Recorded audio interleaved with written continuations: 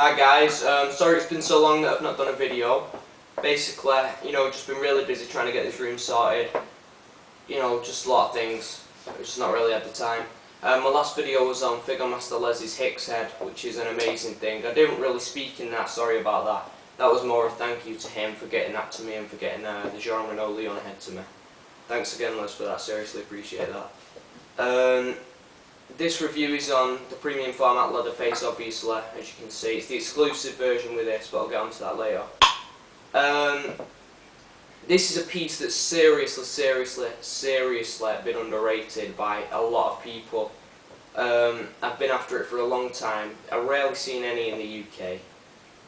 And but when I did, I obviously didn't have the cash to pick him up.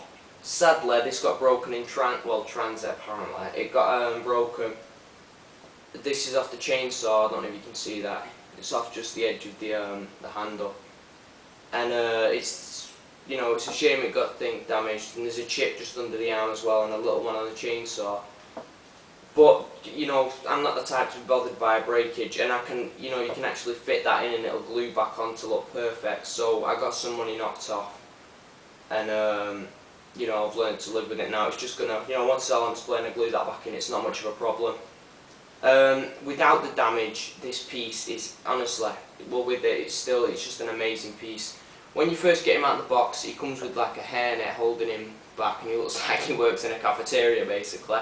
So I took that off his head, and I think it's just to hold the hair in, while he's in the box and stuff, and not get it all caught and stuff.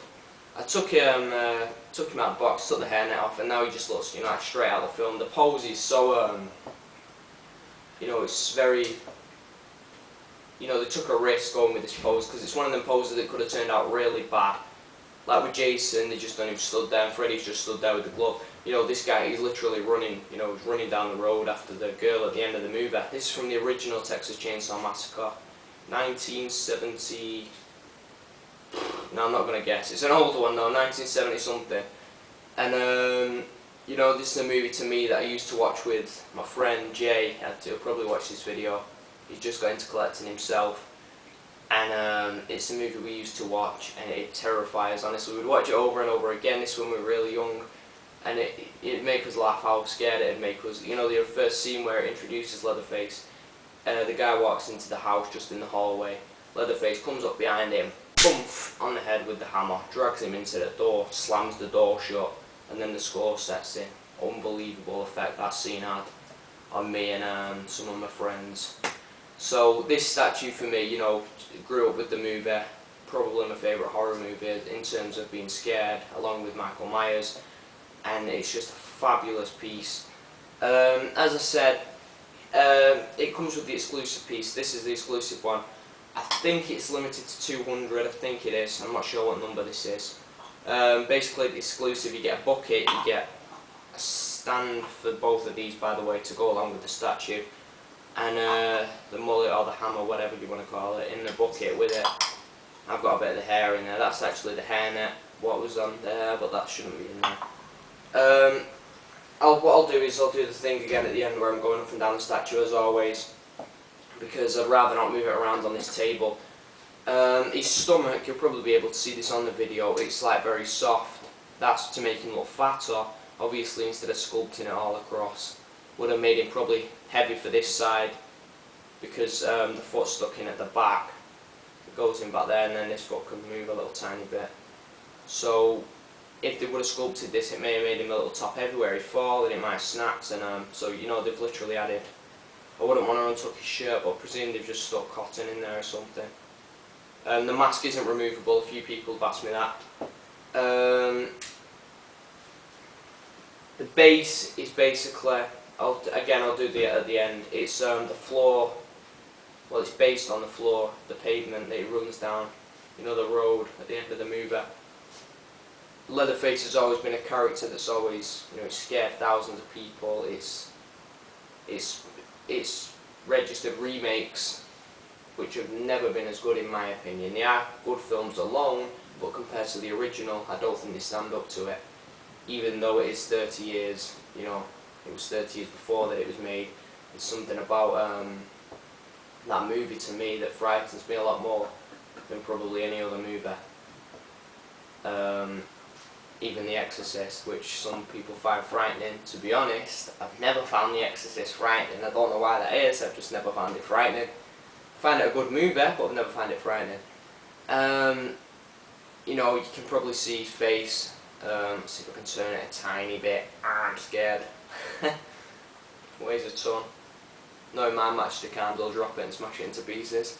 You know, he wears the classic makeup. This is over somebody else's face. You know, he cuts somebody's face off, uses it as a mask. Probably got some personal problems with how he looks, because as a kid he was deformed, and obviously he still is deformed.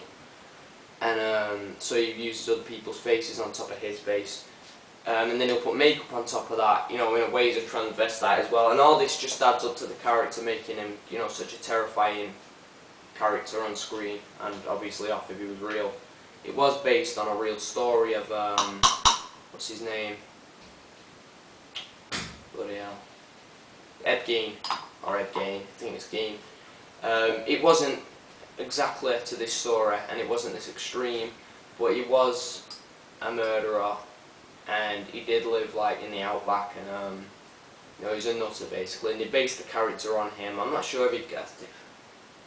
I think he used people's faces for masks, or something along them lines. They took quite a bit of reference from that character, from him, for this character. You know, proper sicko, and on film, okay, but you know, proper nutcase in real life.